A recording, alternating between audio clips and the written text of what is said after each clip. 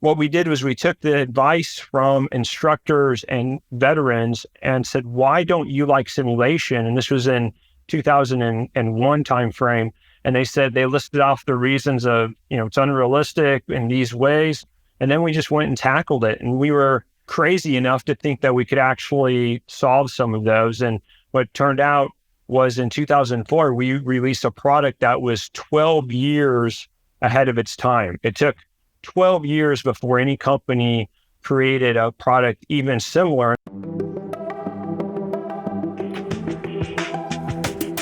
Hey everyone, and thanks for listening. Today I'm speaking with Bob Ferris, founder and executive chairman of VirTra, a global provider of simulators for the law enforcement, military, educational, and commercial markets. Bob, thanks for chatting with me today. No problem. Thanks. Yeah, it's great to have you. The application of VR and AR and simulation is a rapidly growing innovative space, and VirTra's been at the forefront of this technology for a long time. In fact, national publications have dubbed you the grandfather of VR. First, why grandfather and not something like father or the godfather? Honestly, I don't know. That was written by an author in the 90s. And at the time, I actually was in my 20s. So I really did not feel like a grandfather. I think it just represents how young the field was at that time. And in 1993, not a lot of companies were working in the field of virtual reality, especially not immersive virtual reality. So could you share some of your insights in your journey and the pivotal role you've played with VirTra? Obviously, I founded the company in 93. At the time, I was in college. At that point, I was just one person. I ended up hiring some folks, and then I ended up shrinking back down to one. I started with no money, no product, and no experience. And that's really not a great way to begin, especially since my competitors had all of those items. So I really learned by making mistakes. I learned by just doing.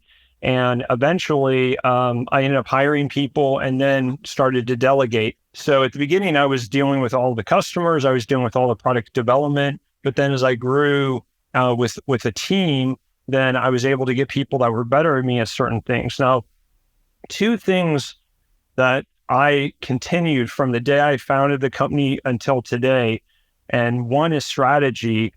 Somebody has to be in charge of monitoring what do the customers need, what's the competition doing, what are the market trends.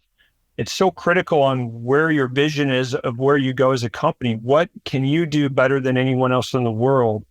And saying no and focusing your efforts is critically important. There's a lot of great opportunities out there, but you only have so much money and so much time and so much staff. So really focusing on what is strategically important to contribute value to customers is huge. The other one is hiring. I don't think there's much more important aspect of a company than the staff you have, the talent, how much they care about the company, the customers, their first is integrity and second is productivity. And you need both of those. And so the hiring is critical, but you can hire great people. If you don't have strategy, then you're going in a circle or going in the wrong direction. So I think those two things are absolutely critical. Yeah, what a great lesson learned for all entrepreneurial CEOs and leaders of companies. Because people have got their expertise or their comfort zones, and it's very easy to get into that advice. Someone at the top, top needs to be driving that. We began from some of the most humble roots of any company in simulation. I think we were the first company in 93 that was founded that's with a directive of immersive virtual reality that's still in business. And I think we were probably the company that came closest throughout its years of not staying in business, because the first 17 years of the company, the virtual reality market was very, very tough. And then we also switched from education and entertainment to military and law enforcement. So 10 years in, we actually hit the reset button, which most companies don't do. They usually get merged, bought, or they die out, or they continue, like NVIDIA, where they continue with the same product that they began with, essentially. So that was very, very tough for us, but we had support of family and we had incredible employees, and that's great customers, and that's really what pulls you through. Well, reflecting on the early days of VirTra, what were some of the challenges you faced and how did you navigate them to build the company to where it is today? The first 10 years, we focused on headsets and we were dealing with a brand new industry of virtual reality. And so there were very few headsets and the headsets that were available were not very good. So we had a lot of technical challenges on how to make things look as realistic as possible. And that was good because when we worked on that, we were able to migrate to photorealistic content. And the way we did that was we actually used video whenever we could and CGI when it wouldn't make a big difference. And that DNA was super important as we moved into law enforcement and police, which happened after 9/11. After 9/11, we realized we might be able to produce the very best simulators for police and military. We looked around and the simulators that were out there in the market were really poor. They had one screen. Military was being shot at by anywhere other than right in front of them. And there was no consequence. There was no shoot back capability. There was no 360-degree capability. There was no recoil kits that fit into your actual weapon so that you'd have the feel, fit, form, and function of your weapon. And the content was very limited. And so all of these things just really added up to a compelling capability that nobody else had. The ability to shoot back with our threat fire device was extremely important. We got a couple of great patents on that. And so what we did was we took the advice from instructors and veterans and said, why don't you like simulation? And this was in 2001 timeframe. And they listed off the reasons of, it's unrealistic in these ways. And then we just went and tackled it. And we were crazy enough to think that we could actually solve some of those. And what turned out was in 2004, we released a product that was 12 years ahead of its time. It took 12 years before any company created a product even similar. And when they created it, we had already invested into it. So it was even a bigger product and a better product than when somebody tried to put a similar product out in the market. That's our V300 product that was so far ahead of the market. So was it 9/11 that, encouraged you for that pivot? Did people come to you or did you recognize the opportunity space? No, it was, us like everyone was horrified to see the consequences of terrorist attacks on U.S. soil. And at the time, we had a lot of simulation product skill. We were creating simulators sometimes in 90-day sequences for marketing purposes. So we would do custom virtual reality simulators for Buick Motor Company or different Fortune 100 companies. And we just kind of looked in the mirror and said, what could we do to help after 9/11? And we thought, what about doing simulators for first responders? That was our thought. And then that turned into simulators for military, simulators for law enforcement, because we didn't know if the world was about to see bombs blowing up in malls throughout America at that time, or what the future held. We just figured, what could we do? What talents do we have that could help? And it seemed like, well, we could build the world's best simulators for training life and death situations and reenacting things that are either expensive or near impossible to recreate any other way. That is cool. What a great testament to just Americans doing what they do to take care of, our freedoms. So that is awesome. Well, can you discuss VirTra's latest developments and, virtual training solutions for military personnel specifically? So this is very timely. We just released the VXR headset product at a couple trade shows last year, the ICP and the ITSIC trade shows. And that product is going to be going out to customers soon. That is our first headset product since we were doing headsets throughout the 90s and into about 2000. And so that product is a soft skills trainer. In other words, it's a product designed to educate, engage, and allow people to experience a variety of de-escalation scenarios and be taught by the world's experts in de-escalation, and do it in a very small format, small footprint, low cost, and be able to be scaled and deployed. And by using a headset, we're able to shrink the amount of room required drastically compared to our D300, which is still the full spectrum use of force, full recreation and rehearsal tool, to where it's the closest thing to actually doing an engagement in reality. So the VXR has also been added capabilities of volumetric video. And when I say volumetric video, or we call it V3 for VirTra volumetric video, but volumetric video is where we have a special green screen here in Chandler, Arizona, just a few feet from where I'm talking to you. And in that studio, we record 1, 2, 3 actors interacting, and then we can add multiples of those, so we could have, if needed, hundreds of characters in a scenario. But we film them with high definition cameras, and then the computer with AI and algorithms takes that and actually creates 3-dimensional meshes and then reapplies the video on top of it. It sounds like a lot of technology and jargon there, but the end result is you have 3-dimensional characters that you can use in screen-based products, like a lot of which we've deployed, or you can use them in headset-based products where you're interacting, and as you move around the side, the 3D character, you actually see the 3-dimensional depth of the character, so you can enter the world with the characters. And that's the latest generation. I believe we're the only company in simulation. There's a handful of these studios around the world. Like I said, I think we're the only one that has one for simulation specifically, but the one we have is one of the most advanced ones in the world today.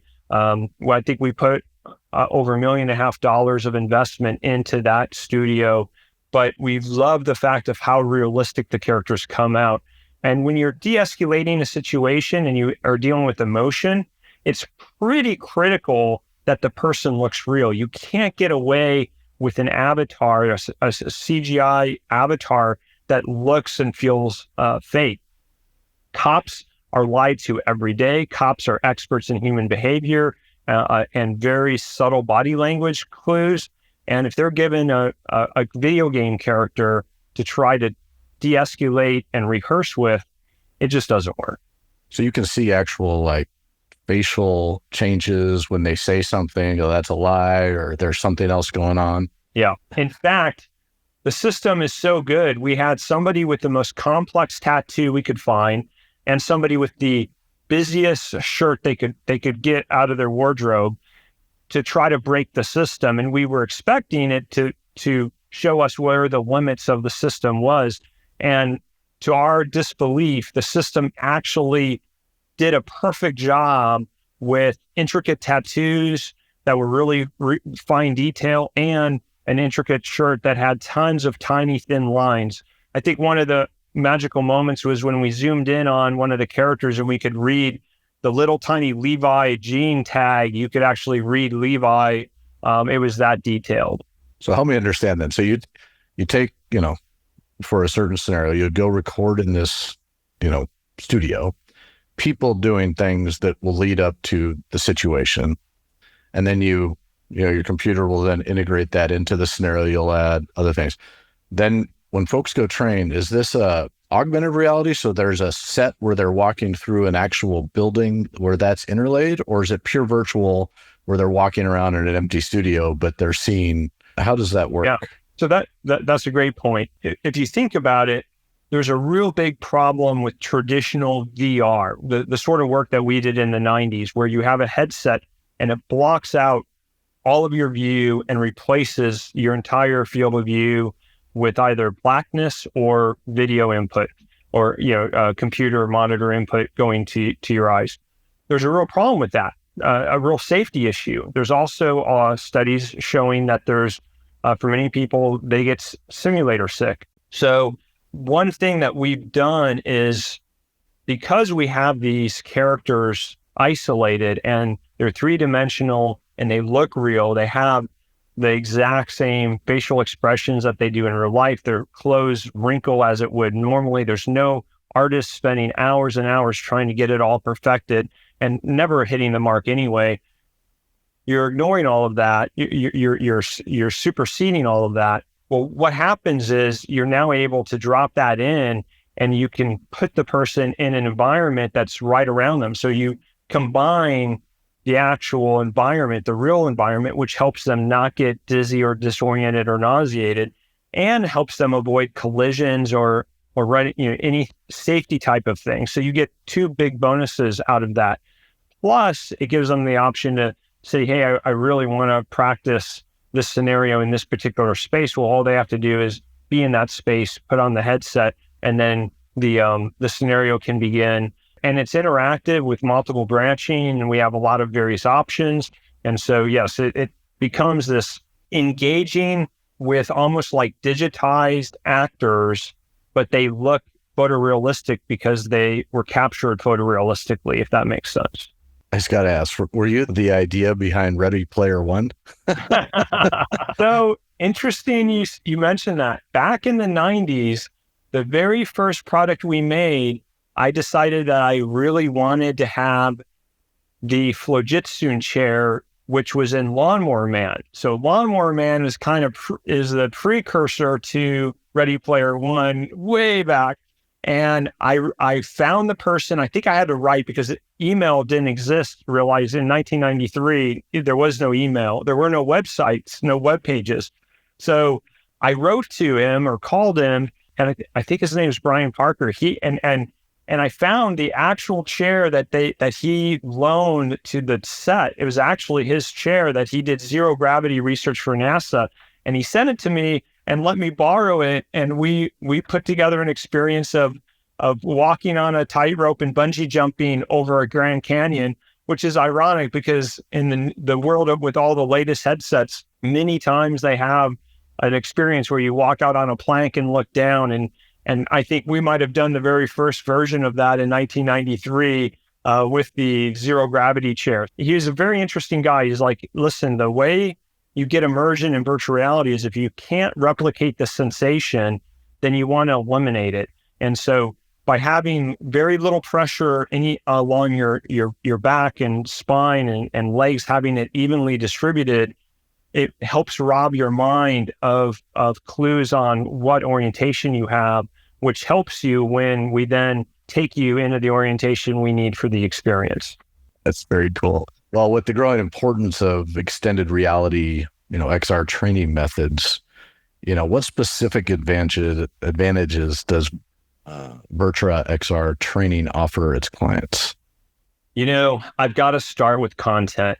Content is so critical. We often say content is king because you can have the best headset in the world, you can have the best technology in the world, you can have a lot of dreams and ideas, but if you don't have effective training content and a good amount of it to cover a lot of the basis from autism to domestic violence to combat engagements to interfacing with folks that you might encounter in foreign operating location, if you don't have this wide scope of content available and how to de-escalate, how to look for signs of a person getting agitated or becoming a predator, if you don't have that basis, then you're not trained, and that is very dangerous. And so I think our massive content library is a huge advantage we have.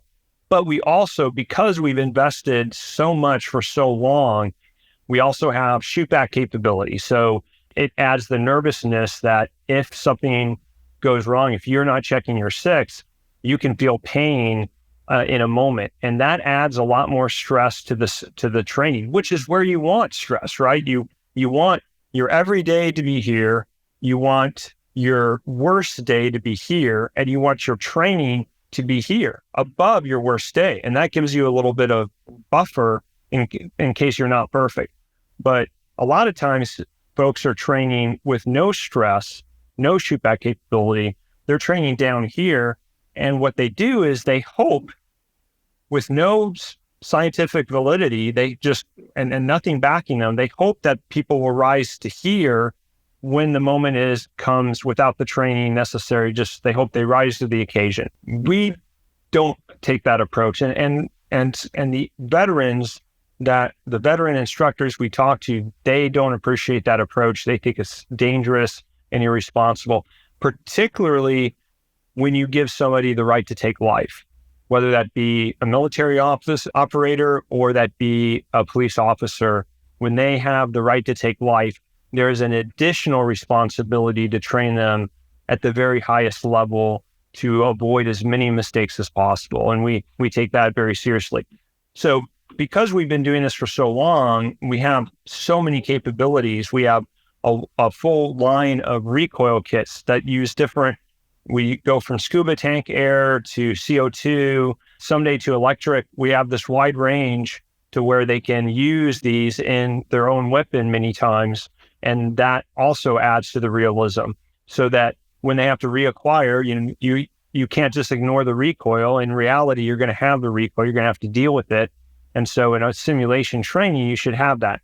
During training, it should be as hard or harder than what you're going to face. Now, there's one small exception there, and that is if you're going to do weapon tracking, if I'm going to practice shooting, for example, a rifle or shooting a taser while I'm training, that needs to be one-to-one. Or you need to remove it and do de-escalation and dialogue training and do other soft skills.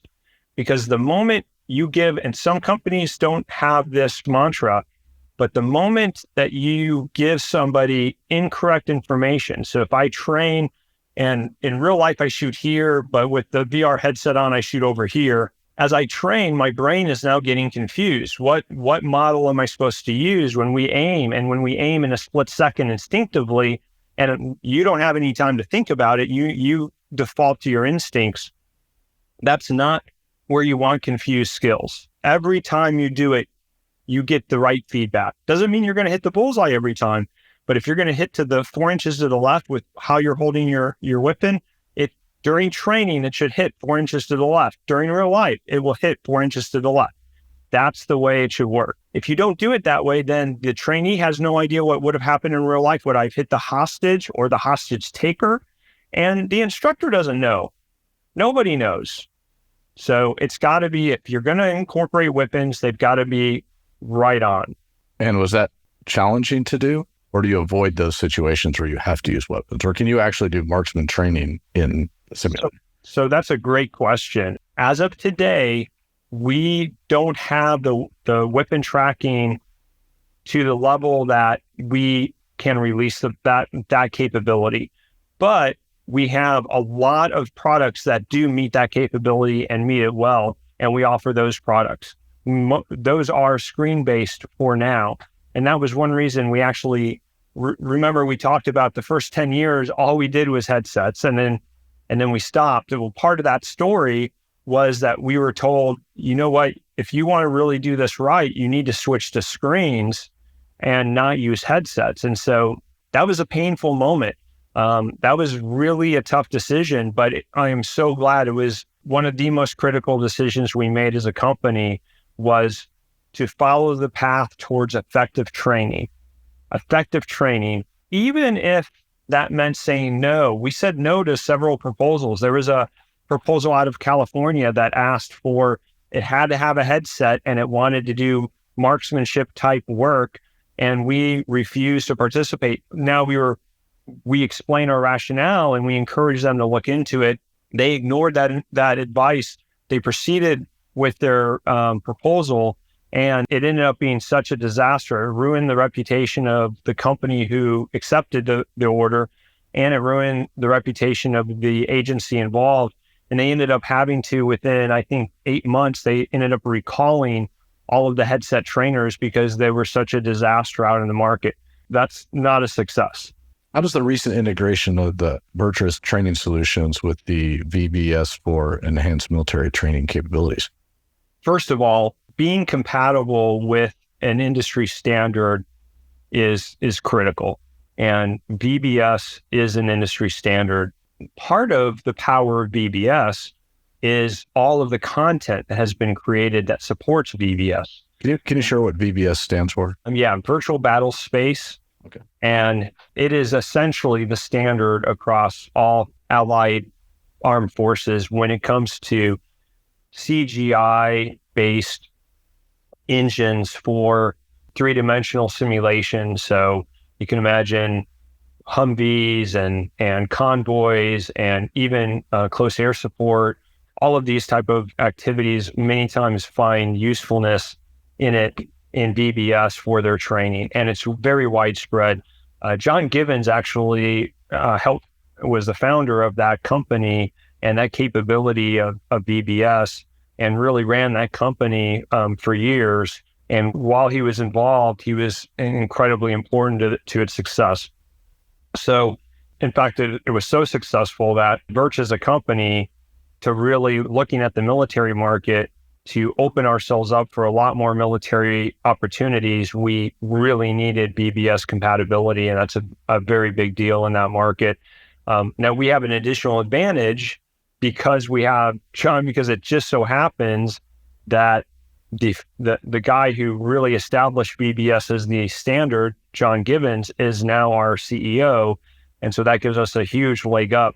But just keep in mind, lots of companies, John knows lots of companies in the industry. He worked for years with companies that were my competitor.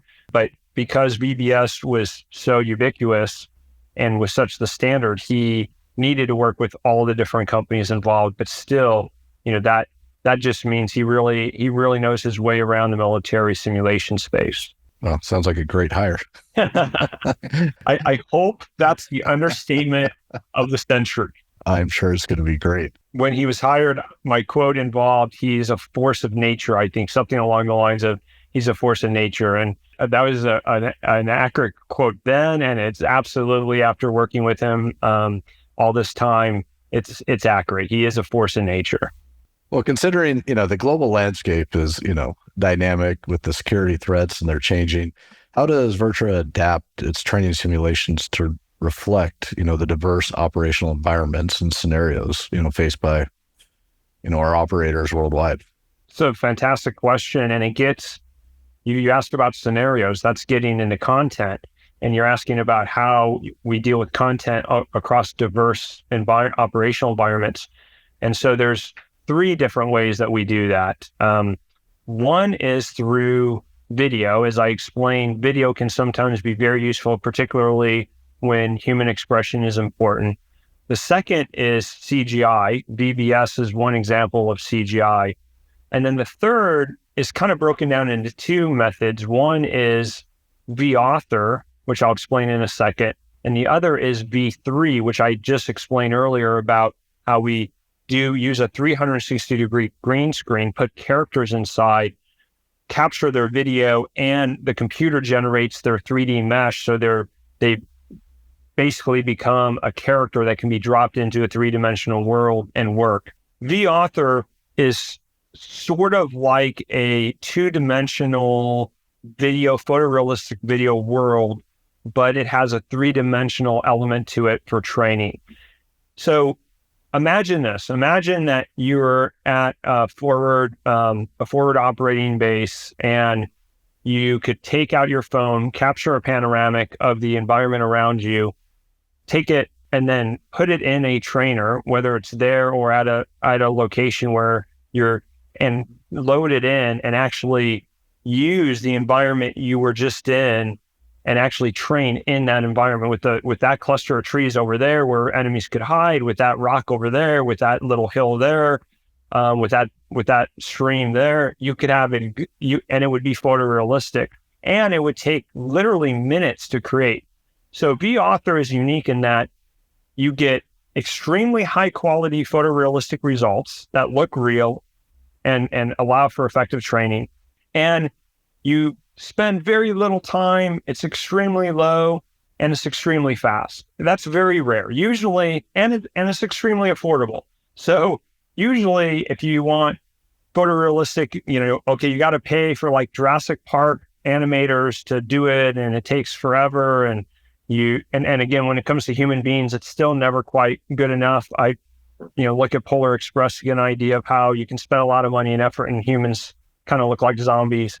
It's very hard to do. So vAuthor was invention to break through that and say, how do we simplify this down? You can use green screen. So you can very quickly get very complicated things but they're very quick to do, and they look like real life. Well, so can you give any examples of how you've used these simulators, to train military personnel, in a high stake, complex environment? So part of their uses is our marksmanship system. And our marksmanship system allows them to change wind direction, altitude, barometric pressure. And we have the world's most advanced physics-based ballistic calculator. So they actually can enter in a new piece of ammunition that they can put in the grains of powder, the aerodynamic coefficient of the bullet, and it will highly accurately replicate it out to about 2,500 meters. So after about 2,500 meters, we start to deviate too far. But up to that, it's extremely accurate. So that's an incredible capability to be able to do shooting drills with the convenience of being inside, not worrying about weather, and having your ballistics actually replicate to the real world. In fact, there's a story that one time we did an install, and we normally deal with instructors. They're pretty good shots. They know where the bullet should go, and they were shooting. They're like, something feels off. They're like, I know your reputation at VirTra. You guys have like a really good ballistic solution, but this doesn't feel right. And our installer did a couple shots, and he's like, you're right, something's wrong. So he went through the parameters, and he realized that somehow when it was set up, the number of spirals, the rifling, was the wrong amount. And so what the simulator was doing was, based on the rifling number, the virtual bullet was coming out of the rifle and then tumbling through the air. And it was recreating the inaccuracies of a tumbling bullet through the air. That's how good and so he just corrected that number. Nobody makes a rifle without rifling. He corrected it. And then they shot, and they're like, okay, that's dead on. That is pretty amazing. So how do you stay abreast of, the emerging trends and technologies in the defense sector? And how does it inform, as the CEO, you were the strategy guy, but now you're also informing as the chairman, the roadmap for, future product development and innovation? Well, for us, it's two main prongs. One is John Givens has a lot of good relationships. He's able to ask a lot of important people, a lot of good questions. And so John is constantly canvassing to find out what's the next need. He's looking for customer pain points. What can we do to solve for them? So in the military simulation side, John Givens is really focused on where the needs and also how he's extremely strategic as well. So we pair up perfectly in that we're both strategy thinkers and we both have different backgrounds. I'm mainly looking at what technology is coming, what could surprise us, what's going on in the market, what's going on with our competition. I've got a bit more with the police background, the police simulation background, because we really kind of invented that sector at the higher level of training with 5 screens. So between the two of us, we try to make sure we're out in front of what's coming, that we're not surprised. And then we both say no to lots of things. We know we have to say no to lots of things, and then focus on where really we can shine. Where can we provide world best service to the market? And that's where we focus. And sometimes it means saying no. And many times it means really embracing and sprinting forward. And that's where having John Givens like a force of nature comes in handy, because sometimes you need a force of nature when you're going to revolutionize an area, or when you're going to do something that's really innovative, like VirTra's done, countless times. B300, Threatfire, B-Author, all kinds of things we've done that have just ballistic calculator, just things that nobody had ever done before. So if you've got aspiring entrepreneurs that want to follow your footsteps and work within the defense industrial base sector, what advice would you give them? Never, never, never, never, never give up. That is the best advice I can give. But in addition to that, keep in mind that even if you have a ton of advantages, let's say you've invented a better X product than the market has right now, and even if you're convinced that you have 3 or 4 advantages over all the other companies in the world, you still have to realize that just gets you started, that you will still have an uphill battle, most likely. There's a few exceptions, but you have to be prepared for hearing a lot of no's and realizing that you're fighting against momentum already created by other companies. And that it's just, it can be a real struggle. It can eventually work. And the military is one of the tougher places. I think just because there's, you've got only a few big branches and sometimes they're centralized. With police, there's a lot of departments. So, we could have a department say, no, we're going to wait and see, and we're not ready to move. And another department that's ready to move because we have a lot of opportunities in America. They're very decentralized in policing. So that it was nice getting started. Once you are established, if you get through whatever obstacles you have to become a military program of record, then it can be incredibly rewarding. All right. Well, looking ahead, what new innovations or advancements, are you going to be rolling out in the realm of, virtual training, military applications, and really in response, I'd say the evolving security challenges and training needs that exist? I think one of the biggest things here is scale. And that's one reason that we are releasing a headset-based product. And that's another, and part of the reason that we've invested in tens of millions of dollars of our facility and our capability, our CNC machining that helps with recoil kit production. So we have a responsibility. We are now probably have the most investment of any company in small arms training for police and military. If you look at the overall investment that's relevant today and practical and code base that's usable and products that are usable and desirable, we are probably the biggest in the world. So there's a lot of responsibility on us. As you may know, Canada awarded us their standing offer. So the entire country of Canada will only buy from VirTra. Most all federal agencies will only buy from VirTra many times, or it's kind of set up for that, but only because we justified it and it kind of became a standard on the policing side. Military side, we still have some room to grow there, but I think scale is a huge thing. How do we ensure we have the capacity to deal with mass deployments and large orders? And that's something that we've been working very hard for years on and invested enormous resources into. And it's one of those things that it already has to be in place for somebody to say, okay, here's a huge order that's way beyond any order you've received up to date. You almost need it, but you have to be careful. You don't want to overbuild your capacity as well. So you have to be very thoughtful on how you do that. But there's huge rewards waiting for the company that properly scales in anticipation of the eventual need for simulation training.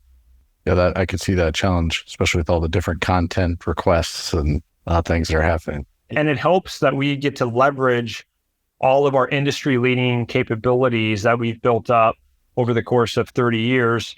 The first 10 years, we were still learning a lot of things that still apply today, but certainly the last 20 years, we've really been focused on police and military in general.